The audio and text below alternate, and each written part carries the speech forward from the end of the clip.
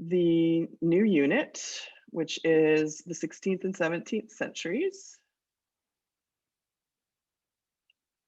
For today, you should have read, let me go to the readings. You should have read some background information on the 16th century, and you should have prepared these 3 poems for today.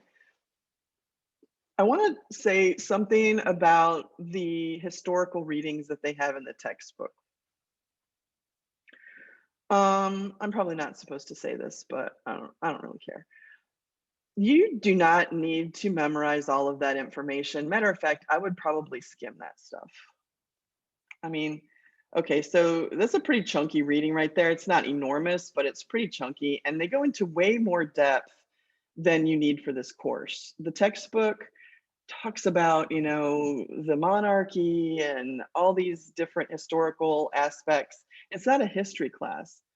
Do we need to understand history to get the literature? Yes, to a certain extent we do. We need to understand the people of the time and what was happening and what people thought. But it's way more detail than you need. All the wars and all that sort of stuff. I say skim it. If something comes up when you're reading it that seems like it would affect literature, jot that down. But for the most part, I'm going to touch on history as we need to for the pieces of literature. So I'm not going to say you shouldn't read it. I'm just going to say I don't think you need to agonize over spending hours reading and taking notes over that material. Does that make sense? I'm going to pretend that everybody put yes in the chat. Okay, so I want to do some notes today. If I go down to other materials, you'll see that's where I'm putting in the different slideshows that I'm doing and different things that I'll reference during this unit. So I'm going to click right now on medieval and Renaissance poetry and talk a little bit about that so that you can get some notes. So the big feature of the course is that you're able to explain how literature evolved over the course of time and how the English language evolved over the course of time. And you should be able to look at a piece of literature and determine which period it fits in based on our study. So today I want to talk about how we're moving into Renaissance literature and how that literature is different from the medieval literature that we have been studying. So today's kind of like a side-by-side little bridge between medieval and Renaissance literature that we're moving into. So a little bit of a review and a little bit of background for the new unit that we're starting. So if we think about the medieval qualities of the literature that we've already read, Beowulf and Gawain, Canterbury Tales, we can see that there were a variety of forms. There were some heroic legends like Beowulf, romances like Gawain, frame tale like Canterbury Tales, religious allegory when, tales are told for religious purposes. The topics tended to be around things like morality and social status, especially in Canterbury, biblical stories, and chivalry. Those are the main elements of medieval literature. We want to look at that because we want to point out today how things change in the next time period. Remember that the Middle Ages is focused on the power of God. A lot of the readings are religious. Remember, we saw that in Beowulf, the Christian ideal was overlaid onto the pagan legend. And there are a lot of religious texts, a lot of ideas about God-ordained social status. The caste system goes into that idea. The idea that if you're a farmer, your dad was a farmer, and your grandpa and your son's going to be a farmer. That whole idea is, well, God made me a farmer and that's what I'm here to do. Or likewise, if you're royalty, God made me a king and that's just what I'm supposed to do. So that concept, Bible-centered literature, chivalry, also the idea of cosmic reward and punishment, the idea that in the Middle Ages, we have the idea that the rewards are going to be in the afterlife generally, that you work in this life and you get rewarded in the next life. Renaissance is going to change that a little bit. That thinking. But there's also an element of fate that we see also in the Middle Ages. These things happened because they were just supposed to happen. And people just accepted that. it's a little bit of victim mentality in a way, because it's sort of like, well, it's not my fault that that happened. That's just what God wanted to happen, kind of thing. And in the Renaissance, we're going to see where people start to take a little bit of control over their own destiny. So, did I skip a slide? Okay, so then in the Renaissance, we have this birth, this new direction that occurred. And we moved from the power of God to the power of man. It doesn't mean that people didn't believe in God anymore. It just means that people started to realize that they had a power within themselves. And there's this idea that starts to form that a person can, look for their own potential and do things to make that happen. To us, that we kind of take that for granted. It's inherent in our society. It's inherent in the American dream that if you work hard enough, you can achieve anything.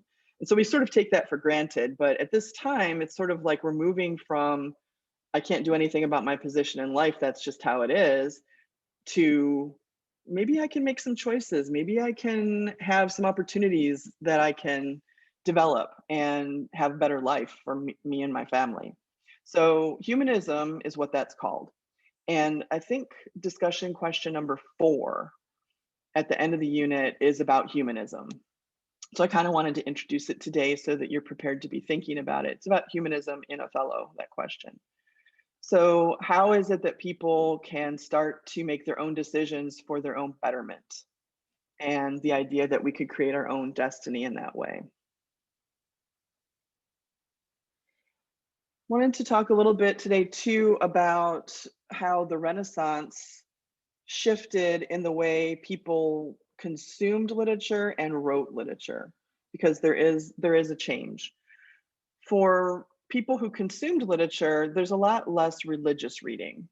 In the Middle Ages, you basically were supposed to read the Bible, and that's pretty much it, and other religious texts. But in the Renaissance, we see people reading less for that reason and more for personal pleasure. That's because there are a lot more genres and topics that are out there in literature. There's this rebirth of the concepts of art and writing, and so there's a lot more variety out there. A lot more, variety, a lot of variety in the sense of poetry types, dramas, everything. So people started reading for personal pleasure. They even started rereading pagan works, pagan works like ancient Greek writers. And so they started reading a variety of works. And so the more variety people were reading, the more variety the authors were producing. In terms of writers, there's a lot more personal expression. I mean, Chaucer expresses some of his personal viewpoints, but they're kind of shrouded in the idea that he's writing through other characters. Yes, he can criticize the church, but he's criticizing the church through this character, not directly doing that. But in the Renaissance, we see a lot more voice and personal expression of ideas. We see development of complex ideas. There will be some metaphors that are really, really deep and complex, more so than in Middle English, and the exploration of man's abilities and potential. How much can man accomplish? The Renaissance is also a time of great science improvements, right? I think you get the telescope, you get the telescope and the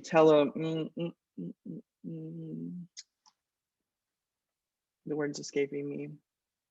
Let me look at something really small. Microscope. And those were invented during this time, so everything is kind of exploding with capabilities. As soon as you look through a microscope and you see a whole new world, or you look into a telescope and you see another big whole world, then a lot opens up and a lot of human potential and abilities is advanced. Okay, so then the people were enjoying the pleasures of now.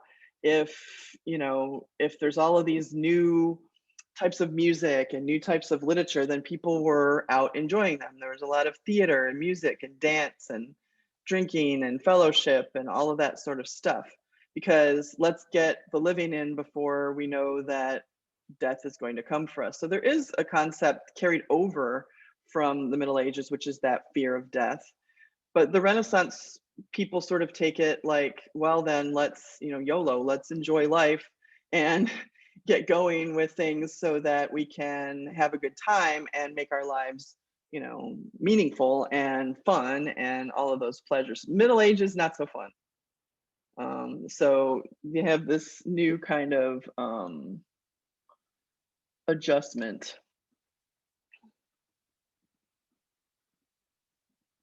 Just a reminder that when we're talking about Renaissance, really we're talking about two different time periods depending on where the Renaissance is occurring. When we say the Renaissance, we usually mean the Italian Renaissance that started in the 15th century with a focus on, art, painting, sculpture, the visuals, architecture. It took another 100 years before the Renaissance moved into England. The ideas had to sort of like seep out and expand. And so when we say the English Renaissance, we're really talking about 100 years later. You can see that with sonnets. Petrarchan sonnets are written in the Italian Renaissance. And then later, the English, like Shakespeare and Spenser and others, use the concept in the English Renaissance. So they're kind of like, piggybacking off of the Italian Renaissance. The focus in England, though, is more on literature and music than it is about art. And science happens in both of them. But just a reminder that when we talk about Renaissance, we kind of have to distinguish the English Renaissance or the Italian Renaissance. Okay, this looks like a lot, but this is the most important slide in the slideshow. So if you take any notes down, it would be from the yellow side here, or do a screenshot, or I'll come back to it later. You have access to the PowerPoint. But these are sort of like the main qualities of the literature from each time period. In the medieval time period, we already know these qualities. The focus on morality and chivalry and the no standard spelling, those weird letter forms.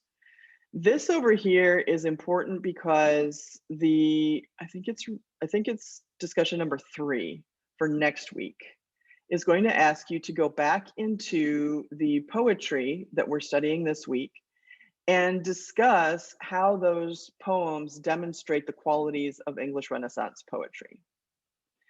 So these will be the things that you'll be writing about using the poems that we're studying this week. So show how this poem or that poem or the other poem demonstrates these qualities. So let me go through the qualities that we see in Renaissance poetry that makes it Renaissance-y. That's not a word, but you know what I mean. So the first one is more complex rhythmic structures. We see sonnets that have specific rhyme patterns, and in Shakespearean sonnets there's those quatrains with a couplet at the end, structures that are more complex than what we saw in Beowulf or in Canterbury.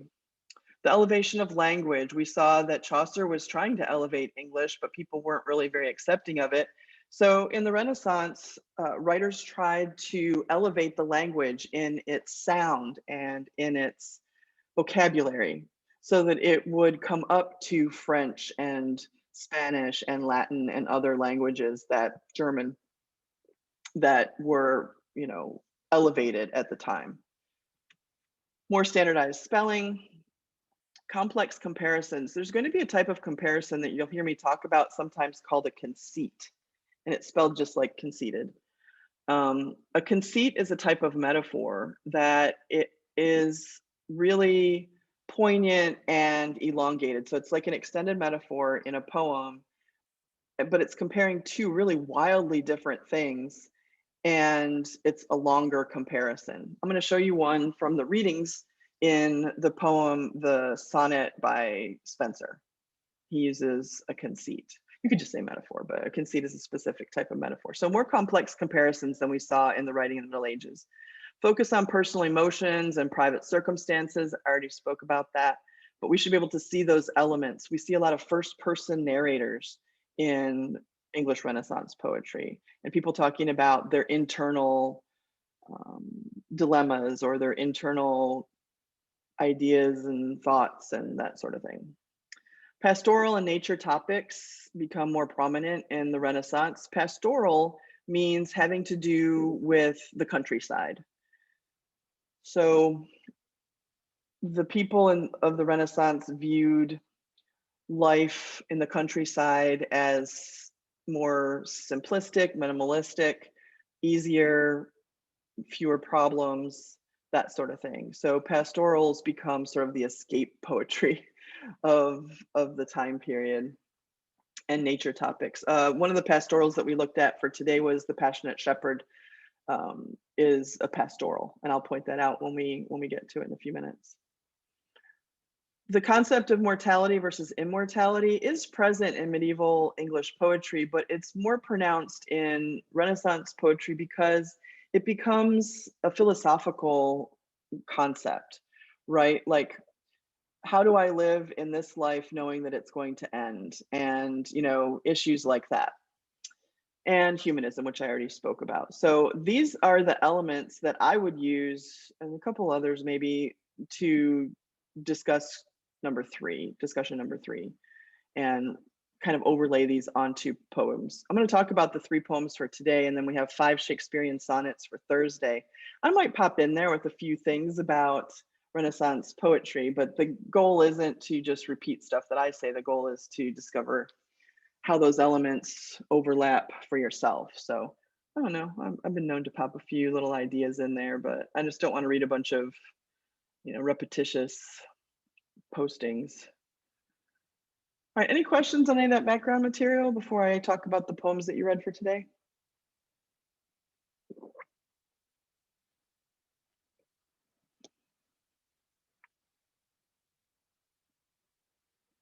What's that smiley face with the lines for the eyes and the lines for the mouth? That's how I feel sometimes in these classes. I just feel like I just want to put that smiley face on my face because that's what I feel like. Okay, moving on. Edmund Spenser's sonnet. This is not a Shakespearean sonnet. Yeah, that one exactly. That's my face right there. Y'all know that if I could not turn on my camera, I wouldn't want to either. But I do, and I even make backgrounds for you, and I'm trying my best here. I know. Plus, you've already had 2 classes. I know. I'm okay. It doesn't make me feel bad. Well, maybe a little, but not. Don't worry about it. Okay, so this is a Spenserian sonnet. What Spenser did was he wrote many works, and he even has a full-length work that's written in sonnets, and it tells a story. But this sonnet is a Spenserian sonnet, which is basically a modified Shakespearean sonnet. Shakespearean sonnet, remember, has 3 quatrains and a couplet. Remember how it's organized like that? Spenser has that. The only difference really is that Spenser uses a different rhyme scheme. So we have strand, A, away, B, hand, A, pray, B. So that is like the first quatrain of a Shakespearean sonnet, A, B, A, B. But what Spenser does is in the second sonnet, he borrows the B rhyme to continue in the next quatrain. So it goes B, C, B, C, and then C, D, C, D, and then E, E. So the structure is pretty much the same, except the rhyme scheme is different. So we call those like modified sonnets is basically what those are. This is a little tough to read because they decided for some reason in the textbook to put it in more original text. Maybe you looked up a more modern version, but I will tell you about it. So the first quatrain in Sonnet 75 sets up the idea that this guy, the speaker, goes to write his beloved's name in the sand. You have to read the side notes here on these. He goes to write her name in the sand, and if any you all have been to the beach, you know what happens when you write your name in the sand. The waves come up and erase it, or if you build a sandcastle or anything like that, the waves or the wind or something is going to ruin it. So he says the waves came and washed it away. And again, I wrote her name again. Why? Because humans want their existence to be permanent, and it's just human nature. But what happens? Nature comes and takes it away, nature and time. So here's the conceit that's set up in this sonnet. The idea of him writing her name is the human pursuit for persistence, and the waves coming to wash it away is just time that is ever present, counting down our seconds. So he says, you know, the tide came and messed up all my stuff. And the second quatrain is the woman that he's writing her name. She's with him there as he's doing it in the, you know, writing it in the sand. And she says, "Vain man, why are you doing that? That's just like a stupid thing to do, because time and nature will always win out over humans. There's no point of immortalizing a thing that is mortal," right? She says that here on line 6. What's the point of trying to immortalize our love when it's not immortal? It's going to die. And it's sort of depressing viewpoint. And in the third quatrain, he says, "No, I won't accept that. I think that our love can live forever, and I think I can make it happen. My verse, your virtues rare shall eternize." In other words, I'm going to write about our love and about you. And so what will live after we die and our love dies also on this plane is my writing will remain. And in that way, our love can be immortal. And so there's a lot of poems that are like that. Shakespeare has some that are the same, in the same vein. You know, if I can write it down, then I can be immortal. And he's not wrong. I mean, here we are reading it still. So I don't know who she was, and I don't know what their love was about, but in a way, he was right, and he has immortalized their love. Where death shall all the world subdue, our love shall live, because he's talked about it in this poem. Ain't that cute? Questions on this poem?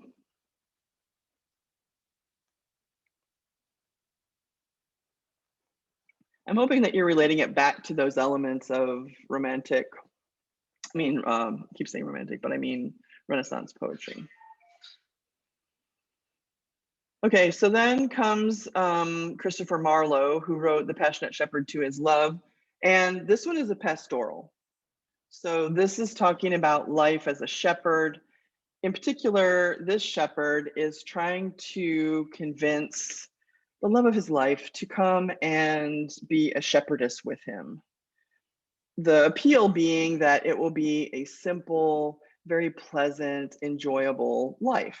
And so the speaker is the shepherd. They tell you right in the title, the passionate shepherd to his love. So he's appealing to her to try to get her to come and live the simple life out in you know, the meadows, and we'll just raise some sheep. And you know, it's kind of like appealing. If you're dealing with a lot or your life is complicated, it's kind of appealing to think of a simpler way of existence. I mean, there's those people who are minimalists, or people who, you know, decide to sell everything and put everything on a school bus and travel around or whatever. And that sounds appealing. I mean, it's appealing, isn't it, to think back to what school was like when you were in kindergarten? I mean, wouldn't that be nice again? Carpet square naps and juice boxes and 5 addition problems for homework. People tend to do that. They want to harken back to a simpler time. And so this poem does that. And for the people of the time period, the shepherd in the, you know, natural landscape represents that. So here's the passionate shepherd to his love. "Come live with me and be my love, and we will all the pleasures prove that valleys, groves, hills, and fields, woods or steepy mountain yields. And we will sit upon the rocks, seeing the shepherds feed their flocks, by shallow rivers to whose falls melodious birds sing madrigals. And I will make thee beds of roses and 1,000 fragrant posies, a cap of flowers and a kirtle, embroidered all with leaves of myrtle, a gown made of the finest wool which from our pretty lambs we pull. fair-lined slippers for the cold with buckles of the purest gold, a belt of straw and ivy buds with coral clasps and amber studs. And if these pleasures may thee move, come live with me and be my love. The shepherd swains shall dance and sing for thy delight each May morning. If these delights thy mind may move, then live with me and be my love. Ah, that's so nice, right? Like it would be nice to just go and live that life out in the country, making our clothes from the wool of our sheep and all that stuff. We'll sit on these rocks and watch things happen. It's all very ideal, right? So it's pastoral because it's about being out in nature and it's about the life of a shepherd, the simple life, um, and that sort of thing.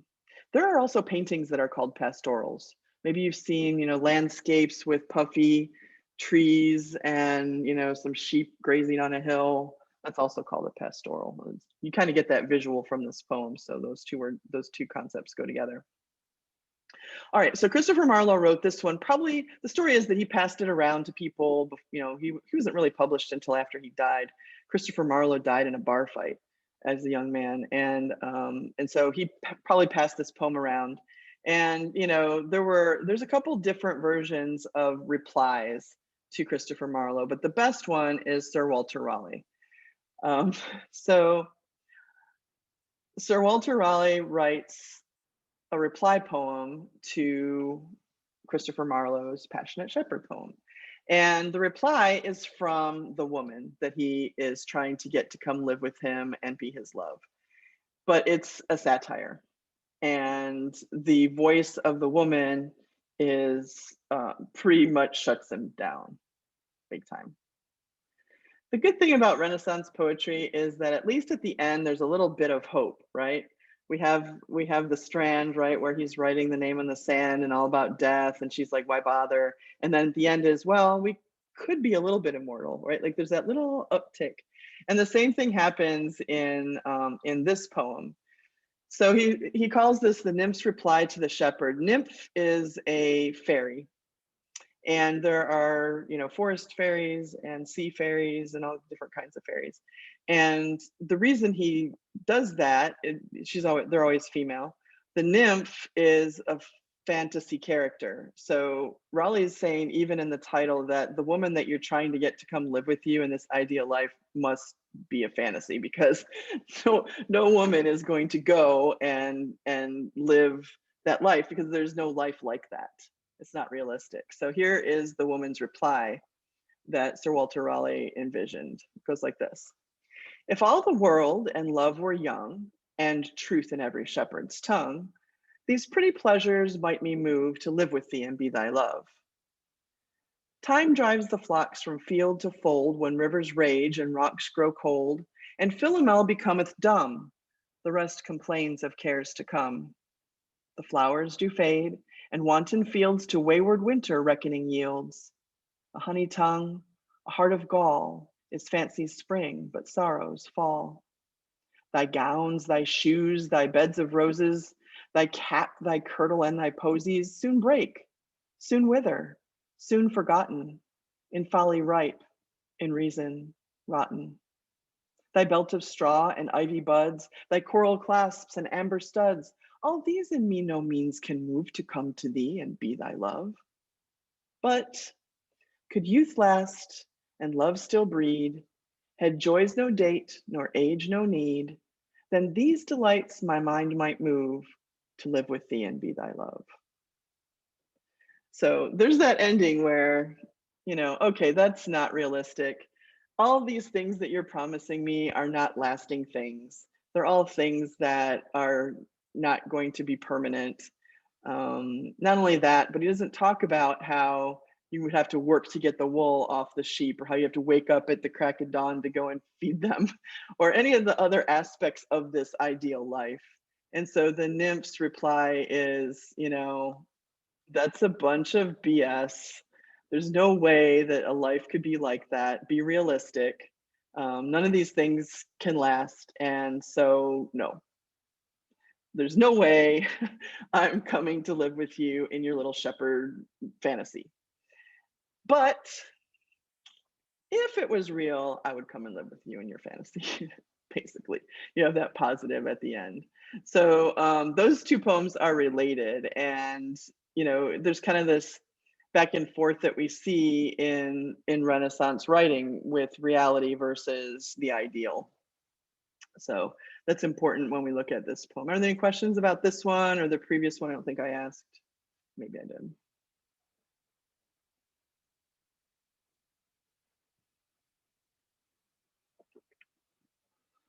Burp. Okay. All right. Then let us talk about Thursday. On Thursday, you will read a little bit of background on Shakespeare and Shakespeare's sonnets. And then there are 5 sonnets that you will read: 18, 29, 50, 60, and 73. Sonnets are typically numbered and not named, although we use the first line sometimes for like a makeshift title. They are all right here.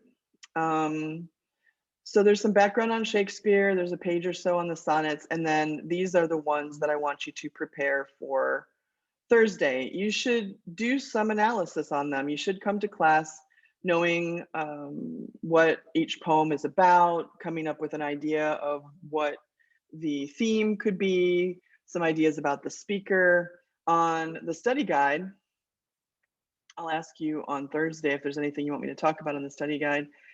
I listed 7 different things that you should be able to do with the poems. So this will walk you through. You should be able to talk about, do a 1, 2, 3 analysis and, kind of think about what's the speaker situation, the structure, and so on. I did, in case you need a refresher with Shakespearean sonnets, I did create a refresher thing. It's under other materials over here. Anatomy of a Shakespearean sonnet. So this can be a tool for you if you haven't looked at a Shakespearean sonnet for a while. I mean, maybe you have, I don't know. Maybe after you play your video games and do your homework and your chores and all those other things, you just want to sit down with a good old book of sonnets. But I made this slideshow that it's just a few slides, but it will walk you through the structure as a reminder.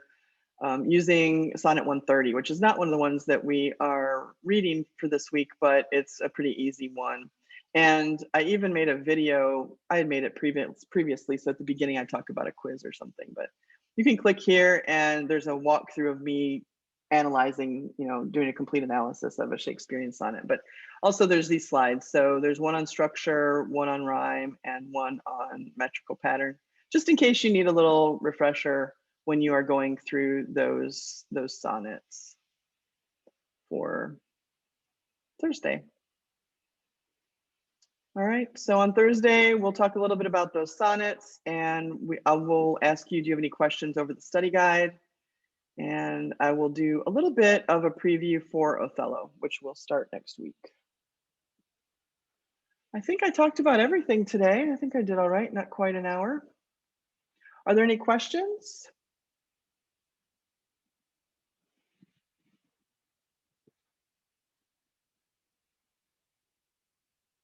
No. Okay, well, you can start utilizing the things for the scholarships that are there on the classroom if you're interested, seniors, and I will see you all on Thursday with some Shakespearean sonnets.